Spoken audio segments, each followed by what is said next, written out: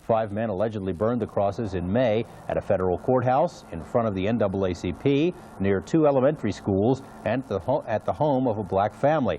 A federal grand jury returned the 6-count indictment on Monday. The indictment claims Klansman Wayne Pierce ordered the crosses burned as an intimidation message. Pierce was the state leader holding the position of Grand Dragon. The rock that marks the place where pilgrims came ashore almost 400 years ago was defaced by vandals this morning. Police say someone spray-painted Plymouth Rock with a giant black swastika. A fisherman reported seeing a group of teenagers hanging around the rock about 4 a.m., but police have not been able to catch the culprits. Massachusetts state workers spent the day cleaning the historic rock, which has been a target of vandals for more than a century. The state is now contemplating building a bigger fence around Plymouth Rock. An 18-year-old California man was found guilty today of beating his homosexual neighbor in an attack caught on videotape. Juvenile court judge Thomas Edwards said Joshua Huff's attack was prompted by homophobic feelings. Judge Edwards told Huff that the young man had never learned to get along with others. Huff was 17 when he attacked William Kiley in June of this year. Kiley, who says he'd been harassed for years, had set up a video camera to gather evidence and ended up recording his own beating. Sentencing is set for August 26th. Under juvenile law, Huff could be held until he is 25. In Mississippi, a man who led officers to the body of a 10-year-old girl he admitted to killing says he's killed at least 60 other people and wants to be given the death penalty. Donald Leroy Evans claims to have murdered more than 6 people across the country over the past 10 years. On Sunday, Evans took police to the body of Beatrice Ruth in a wooded area of Mississippi. Police say the girl had been raped before being killed and buried. Today, police arrested Ruth's mother as a material witness. She allegedly allowed her daughter to go to the store with Evans. Police in Georgia are investigating 18 deaths at 2 hospitals, one in Atlanta, the other in Birmingham, Alabama, to see if the deaths are connected.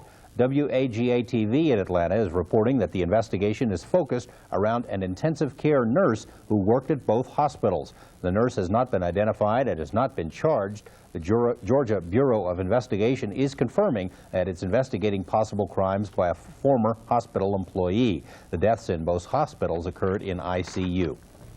4 police officers charged in the videotaped beating of motorist Rodney King will not be tried in Los Angeles.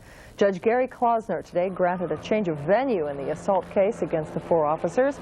Klausner is going to ask the state for a list of cities that have courts which could accommodate the trial. Lawyers will return to court on the 22nd to discuss a new location. The California 2nd District Court of Appeals ordered the trial moved out of Los Angeles because of the publicity generated by the videotaped beating. It was hot and humid today, but at least the rain stayed away. Will the sunny weather continue? Eric Randall will let us know. And later on, Hallmark is questioning whether a new card is the way to send the very best.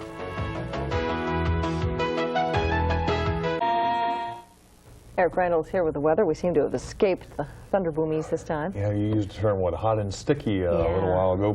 Those are the 2 words that pretty much sum up today. So we didn't get the thunderstorm activity, but we did get another sticky day because of the moist air that moved in. It brought some activity to around the northern parts of Nevada, but we stayed dry and should continue to stay dry over the next few days as a little nicer weather is heading our way. High in Las Vegas today with a lack of clouds, managed 101 degrees. The overnight low was 72, put us a little below both normal high and low for today. Pollution index was moderate, and that was due to ozone. We've still got the fair skies in the valley tonight. Not a bad evening. Downtown Las Vegas, Paradise Valley, Henderson, Sunrise Manor, and Nellis Air Force Base all tied at 90 degrees, 89 for North Las Vegas, Boulder City, 85. Spring Valley 88 and 54 degrees up at Mount Charleston. At the airport, 89 degrees. Humidity still a little sticky, 29%. Barometer 29, 93 steady. And the winds from the west at 7 miles per hour. High temperatures today did warm up a bit. Mercury hit 94 degrees for their high in Laughlin, 108. They were, of course, with a warm spot in the state today, expecting around 105 tomorrow. 87 for Tonopah. Reno had a high of 88 degrees.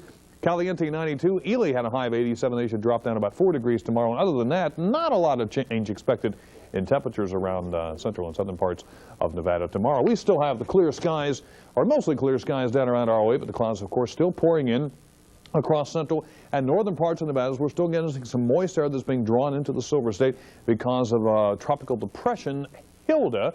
And dear old Hilda is still, let me see, about right there. There's the remnants of Hilda sitting off the coast of California. Of course, the moist air producing mostly cloudy skies around central and northern parts of Nevada right now. A little area of clouds to the north of Las Vegas. For the most part, we've got fair skies this evening, and a pretty good night is ahead. Now, moist air is going to continue to move into the northern parts of Nevada, but not going to bother us, because while moist air is being kicked into that area, we've got a high pressure starting to build in around southern portions of Arizona. This is going to draw in a southwesterly flow of drier air up into the southern part of Nevada, and because of that, we will see mostly sunny skies in southern Nevada, while the moist air will continue to make for some clouds and possibly a few thunder boomies around the central and the northern part of the Silver State over the next couple of days. Right now, though, nothing happening in Nevada rain-wise. Just a little speck of light rain to the east of us. That's occurring around west central portions of Utah. Some heavy rain to speak of across parts of the nation tonight. Not much, though. Most of that right around north central portions of Texas. Otherwise, fairly light activity to basically not much at all. Thunderstorms, of course, dying down this evening as the temperatures cool down around the nation tonight. Our thunderstorms are a thing of the past, at least for the next couple of days. For tonight, fair skies, lows around 75 degrees, and the winds variable up to 10 miles per hour. Tomorrow, mostly sunny skies.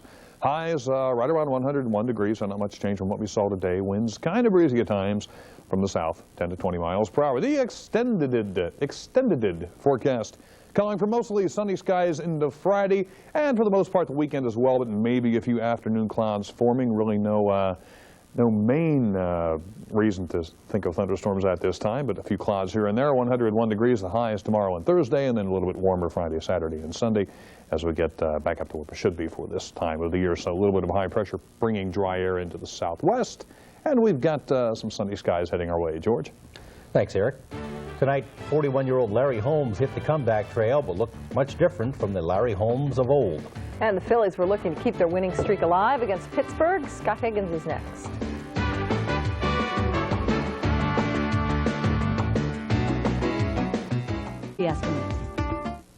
Scott Higgins joins us now. Seems like streaks, let's say we had the Giants a while back, Twins a while back, and now team of the moment. That's right. It's what you do with that streak, though. If you're in the pennant race, fine. If not, forget it. Now, who's the hottest team in baseball? Not the Twins, not the Pirates.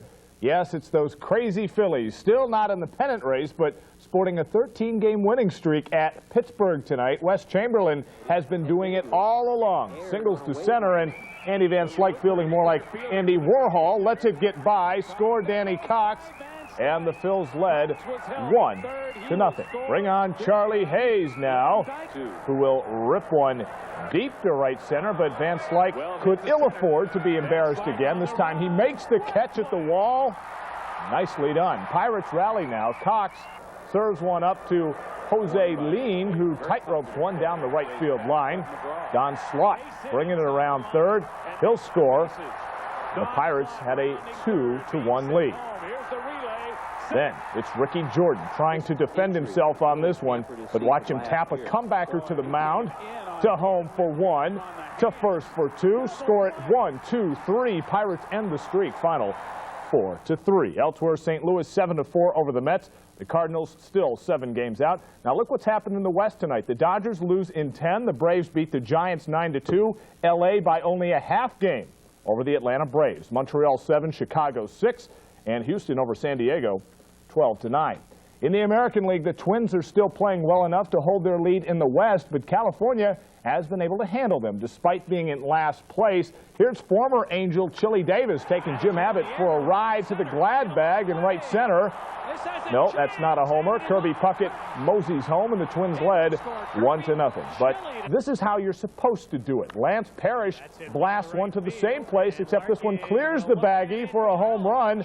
That tied the game at 1. Things got awfully ugly after that. This is Luis Sojo, who chops one to third. Former star Sean Abner caught in a pickle, but Brian Harper's throw to third has too much cheese. Abner catches a break, and the Halos catch an 8-3 win. Elsewhere, well, now we're going to the Blue Jays. They're their usual selves tonight, blowing leads at Milwaukee. This home run by Candy Maldonado gives Toronto a 3-2 lead in the 9th. Now, just for good measure, Joe Carter tees off for his 28th dinger of the season. And the first-place Jays are looking good at this point, leading 4-2 in the 9th. We go to the bottom of the 9th. 2 outs, 2 on base for Paul Molitor, who bashes one way back to left, and Goodbye. The game winner as Milwaukee rallies for a 5-4 win over the hapless Jays. Now, that combined with Detroit's sweep of the White Sox means Chicago is 2.5 out in the West. Tigers only 2 out in the East. Toronto at Detroit this weekend. Elsewhere, Seattle 5-2 over Oakland. Kansas City sweeps a pair from New York. Texas loses a pair at Baltimore. And Boston and Cleveland split a pair. George Foreman's boxing comeback is good for a lot of laughs, but luckily for Big George, he can fight a little. Plus, he's got some appeal. Neither holds true for former champ Larry Holmes, also on the comeback trail, taking on journeyman, and that's a polite term, Eddie Gonzalez tonight in Tampa. You couldn't find more blubber on a whale farm in this one. Holmes was never in trouble, but who would be fighting this cream puff? Not much offense from either fighter, but Holmes caught a little more to earn a unanimous 10-round decision. He'll have to get a lot sharper if he's thinking of fighting anyone better than his Mr. T blow-up doll. Holmes looking awful tonight, but he still wins. Thanks, Scott. Thank you, Scott. Up next, a prison escapee with a hankering for Mexican food let his stomach get the better of him. We'll have the story. And why is this greeting card so popular with women but unpopular with the stores where it was sold? We'll tell you. Hallmark cards became famous with the slogan, "When you care enough to send the very best." But now the card maker has sanctioned itself for forgetting that motto. Hallmark has pulled from its selection a new card from their shoebox greetings line, which declares, "Men are scum."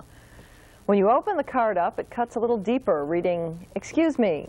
For a second there, I was feeling generous." Hallmark has decided to pull the card after receiving several dozen complaints. No word on whether those complaints were from men or women. Take a wild guess. An inmate at a California prison busted out of the joint Saturday night, not because he yearned for freedom, but because he needed some Mexican food. Convict Lance Todd slipped out of the Elmwood Correctional Facility in order to buy 14 burritos at a Taco Bell. A startled guard spotted him crawling back in, Taco Bell bags in hand. Maybe Lance really should have made a run for the border because he's now been stuck in a higher security section, and the Bulls even confiscated the chow. That might not be so bad, however. Imagine what could have happened if Lance had eaten all 14 burritos and was then thrown into a tiny enclosed cell. Think about it. I can understand that. You need Mexican food, you gotta have it. Gotta have it. That's our report. Thanks for watching. See you tomorrow. Have a good one.